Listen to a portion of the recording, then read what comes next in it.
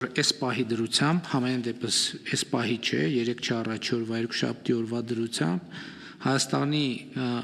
Հանրապետության 37737 քաղաքացիներ այս համընդհանուր նոր հայտարարագրման համակարգով հայտարարագիր են լրացրել եւ նրանցից 17000-ը պետք է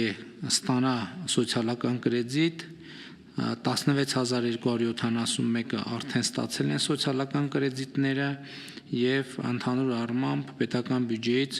քաղաքացիները ստացել են 1 միլիարդ 482 միլիոն դրամ, այսինքն 1.5 միլիարդ համարյա արդեն քաղաքացիները հետ են ստացել, այդ մարդիկ կոնկրետ անազգանուններով են, սա այն դեպքի համար, երբ որ իմիջիալոց կարևոր է նաեւ ուրիշ թիվ ասել, իսկ ինչքան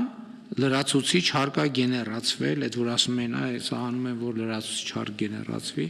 իսկ ինչքան լրացուցիչ հարկ է գեներացվել է 1 միլիարդ դրամի հարկ, որը էլի վատ չի, բայց ամեն դեպքում այս պահի դրությամբ ավելի շատ վերադարձվել է քաղաքացիներին, քան գեներացվել է, գեներացվել է, որովհետև պետք է գեներացվեր, այսինքն այնպես չի, որ չպիտի գեներացվեր եւ գեներացվել է եւ նաեւ ուզում եմ հետեւյալը ասեմ, օրինակ էլի Էստոնիա կատարած այցի արդյունքները, որովհետեւ եւ թվայնացման եւ հայտարարագրման եւ տարբեր առիթներով մեր խորհրդակցությունների ժամանակ անդադ հնչում է Էստոնիայում էսպես է, Էստոնիայում այնպես է, Էստոնիայում ոչ մի բան կներեք չեմ պարտադրում քաղաքացիներին, Էստոնիայում ասում են կուզեք սենց արեք, կուզեք նենց արեք, կուզեք ընդհանրապես մի արեք, բայց ուզում եմ մի էսա կանդրադառնանք, օրինակ 2002 թվականից, եթե թիվը ճիշտ եմ ասում, նույնականացման ID քարտ ունենալը Էստոնիայում պարտադիր է, այսինքն եթե 2002 թվականից, հələ թիվը նայեք, 23 տարի առաջ Էստոնիայում արդեն ID քարտը պարտադիր է, այսինքն եթե դու չունես ID քարտ, ոչ մի գործարք չես կարող անել, բացարձակապես ոչ մի գործարք, իհարկե էլ եմ ասում, դա մի օրում չի եղել, որ բայց ժամկետ է տրվել, ասել է այս թվին ID քարտ ունեցաք, կանեք, չեք ունենա, չեք անի։ Համընդհանուր հայտարարագիրը, էլի եթե ես ճիշտ եմ հասկացել, իսկ ոնց որ թե ճիշտ եմ հասկացել, համեն դեպս պլանավորել ենք, որ այնտեղից գործընկերներ հրավիրենք, ովքեր ներկայացնեն Հայաստանում տարբեր սկսած համալսարաններից, մասնավոր բիզնեսում եւ այլն։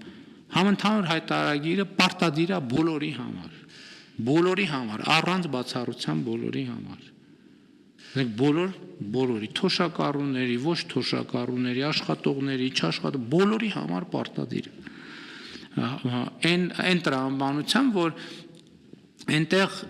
հիմա էլ կա հնարավորություն, եթե թվային չեք ուզում ներկայացնել,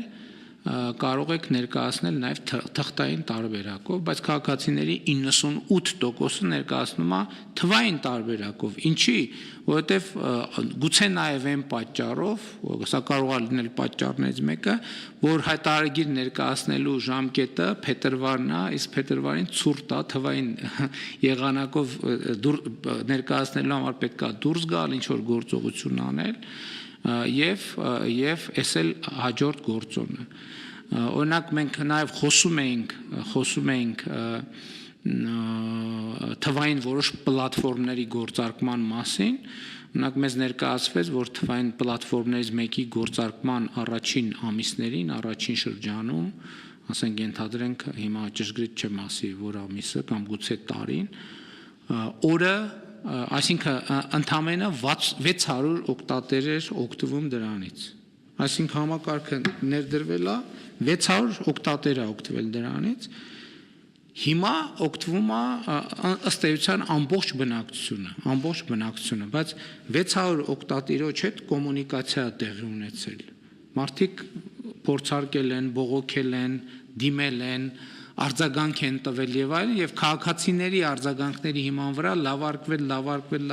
է, այնքան միջև դարձել է, որ այսօր գործնականում այդ ծառայությունից այլ